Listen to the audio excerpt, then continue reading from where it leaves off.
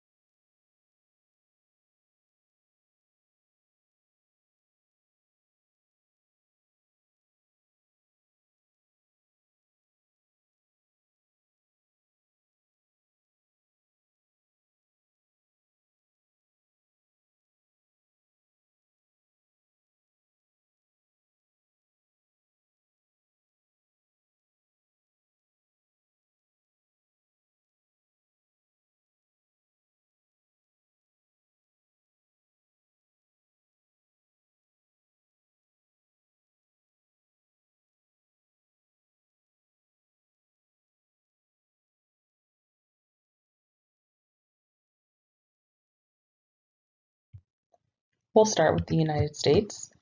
The United States did not have any justice system in place other than what the colonies acting independently of each other did. The United States Constitution had given specific powers to the federal government, and there was always a concern that as the government grew, people as individuals would slowly see their liberties disappear. James Madison, who would go on to be our president in 1809, campaigned for the adoption of a series of amendments to the Constitution. This document would come to consist of 10 amendments and be known as the Bill of Rights, which was effective in December of 1791. The United States operates under a common law system. There are 3 branches of government: legislative, executive, and judicial, which make laws, carry them out, and interpret them. When it comes to the justice system, it's broken down into 3 parts: law enforcement, courts, and corrections. Once a person has been found to be in violation of a criminal law, police follow proper procedures to detain and arrest.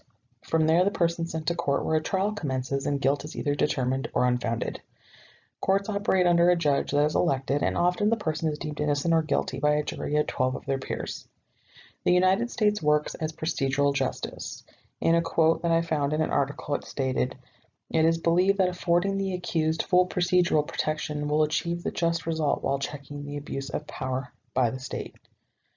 To go on, if the person is found guilty, a sentence is given which can include everything from probation to the death penalty.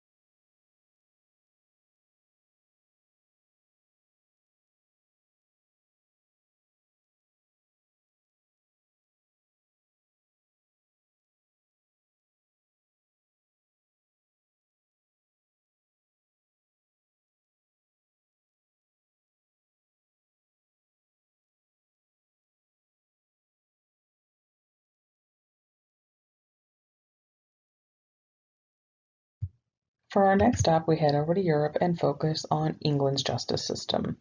Their law is a mixture of statutes combined with common law practice, and they do not operate under one unified penal code. The Prime Minister appoints a Lord Chancellor, and he's the one responsible for not only appointing all judges, but also supervising England's court system. Parliament has a strong influence on criminal justice. They're in charge of enacting laws and defining offenses, and every few years, it develops legislation called criminal justice acts that make changes in the system. One of the most recent developments occurred in 2005 when England established a 12-person Supreme Court. Because of the formation of that, it has defined more of a separation between the judicial, legislative, and executive powers, making it somewhat similar to the United States. The countries between the United States and England are both hugely known for operating under a common law system. Due to excessive crime rates, more in the United States versus England, both countries' criminal justice systems have been under heavy scrutiny. The one thing this has made them have in common is that executive officials for each system have, quote, responded to the scrutiny with a steady stream of legislation by the British Parliament and American Congress to reform criminal justice policies. The United States may have an official written constitution while England does not, but that in no way takes from the development of their justice system.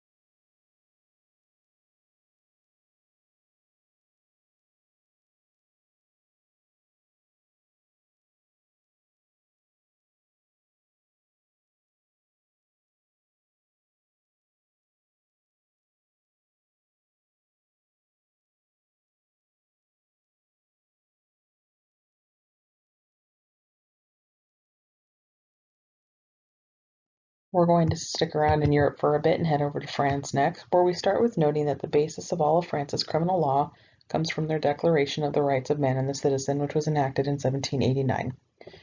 Their penal code has undergone numerous revisions since its inception in 1810 and defines crimes based on their seriousness, which ranges from violations to serious felonies. The definitions of the crimes help ascertain which court will hear tried cases. In addition, the penal code is separated into 5 books which cover punishments, lengths of sentences, and description of crimes from the most serious felonies down to ones that cannot be associated to any others. France is known as a civil law system, which means it places a greater emphasis on statutes that's found within various codes instead of case law. They have administrative courts, which are responsible for applying public law, with the 2 most influential being the Constitutional Council Court and the Council of State. Then they have the Supreme Court of Appeals, which is unique in that it can hear both criminal and civil cases. France and the United States are comparable in that they both follow a written constitution. The one major difference is that because of federalism in the United States, states and local jurisdictions are allowed to handle a lot of things on their own, while France, even with wanting to develop the roles of their local governments, are unable to since the systems remain embedded in a centralized form of government.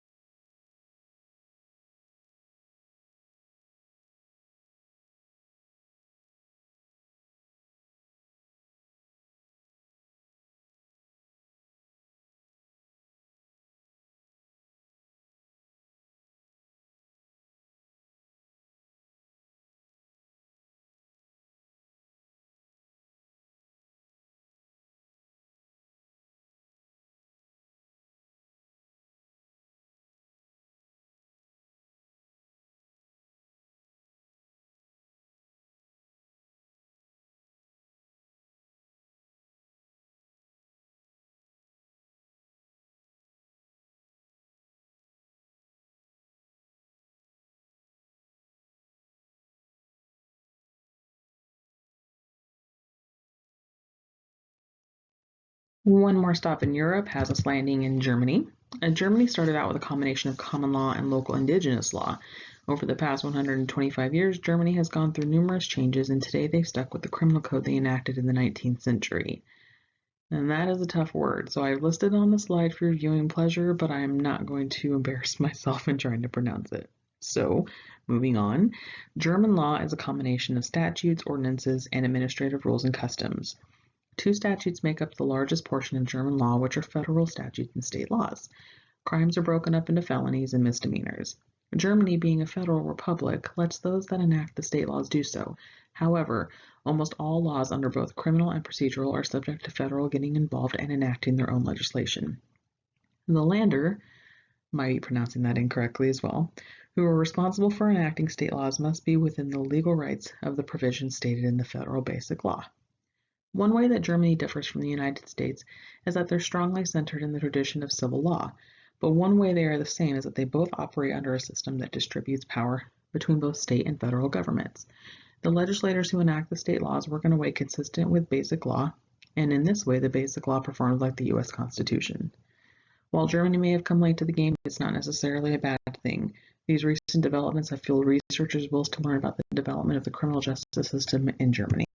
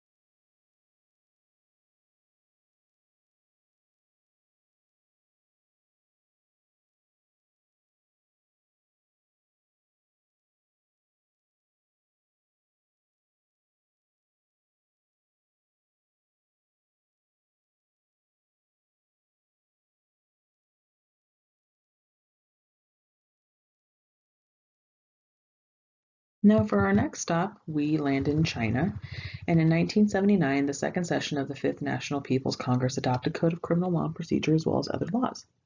These took effect in 1980 and totaled 192 articles divided into sections of general and special provisions. Between the two, they provided basic principles underlying the laws and additional chapters covering a total of 8 classes of offenses.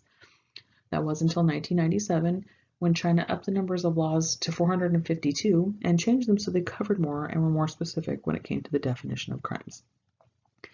China's major decision-making body is the Communist Party. The courts are a two-tiered system listed under People's Courts and Special People's Courts, with the highest court being the Supreme People's Court of China. While there does seem to be a system of checks and balances to avoid the abuse of power, the idea of torture and using other means to obtain justice seem to be what most people know about China. It is that sort of thing, and the fact that China operates under a unitary socialist government, that the comparisons between them and the United States are slim. The United States works under a system where the branches of government are equal, and while China tries, in all actuality their branches are still held under the dominating regime of the Communist Party. Although, one thing that has been made known over the years is how much China has changed. Take it from someone who was born in China but moved to the United States in the 1990s.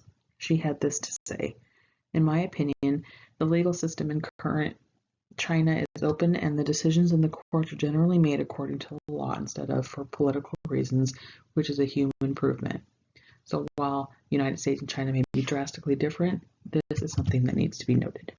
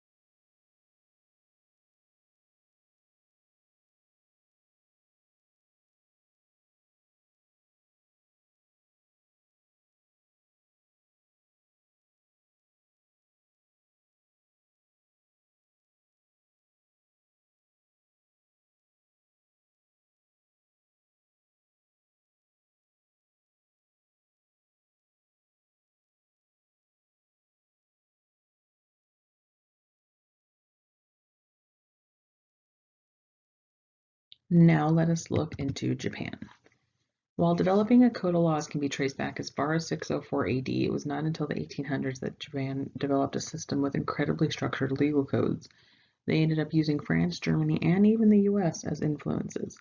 In fact, the United States was highly influential when it came to laws regarding both human rights and constitutional law. Japan's code consists of three parts: the Penal Code, Code of Criminal Procedure, and Prison Law. Together, the three define crimes and their punishments, set legal standards regarding prosecution, and control matters in the correctional system.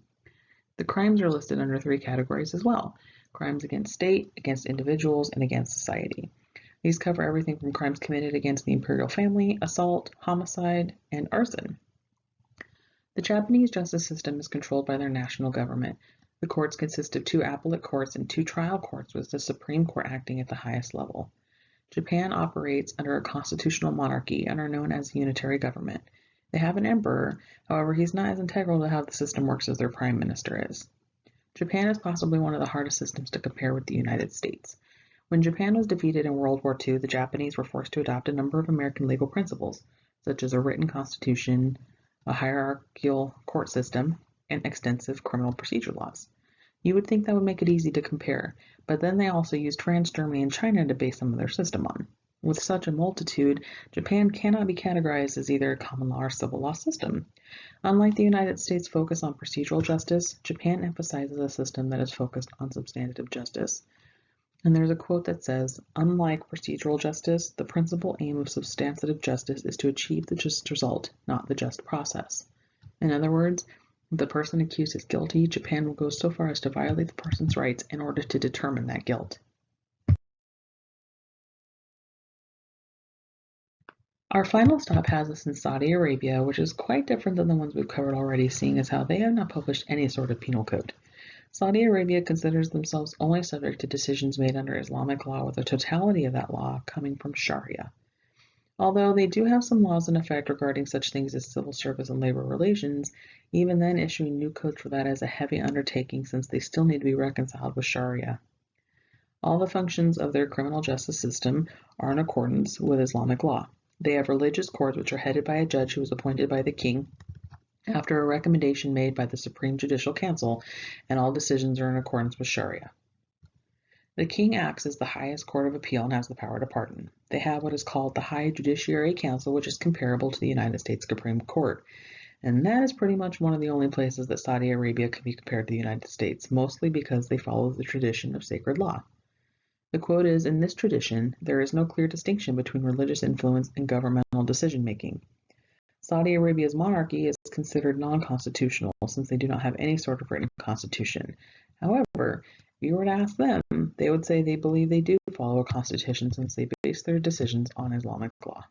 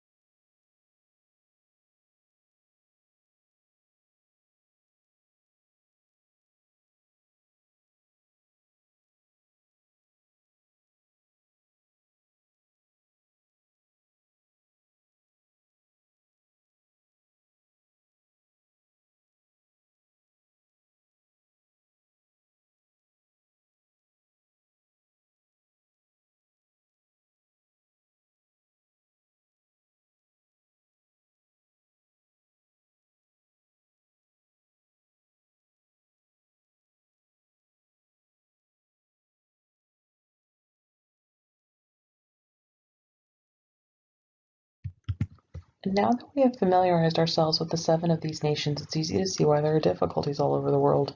Not one of these systems is perfect, even if it was based on another country's law. Each nation started from something and worked to develop a consistent set of morals, values, and codes to operate a justice system that works for them. That is not saying that every nation needs to follow the same layout, especially in the case of Saudi Arabia, which only uses religious law as their guideline. But the main thing these nations need to realize is that they can only provide so much in the realm of justice, because the one who holds all these issues in his hands is God. There are numerous verses in the Bible that are about the righteousness of God's wrath and justice, but there is this one that speaks even more than that. Proverbs 21:15 says, "When justice is done, it brings joy to the righteous, but terror to evildoers." The reason I chose this one is not only does it talk about the promise that God makes to execute justice, but it reminds us that all we need to do is trust in Him. Not only will it be done, we'll experience joy because of it, and the ones who need justice served to them will have it delivered at some point, whether it was in a court of law or in some other way. God is the one that should be relied on no matter what the case is. This just happens to be the way that He helps when it comes to any working criminal justice system. The bottom line, each nation covered in this presentation has had their criminal justice systems in place for at the least less than 100 years and at the most several hundreds of years. The way that any nation makes it possible to finally execute their codes and ethics is by seeing how other nations have done it. While some of them could stand a little fine-tuning, and yes, I even include the United States in that, what they all need to remember is God has them in His hands. He will provide justice when it needs to be provided, but we must have faith to let Him deliver in His time.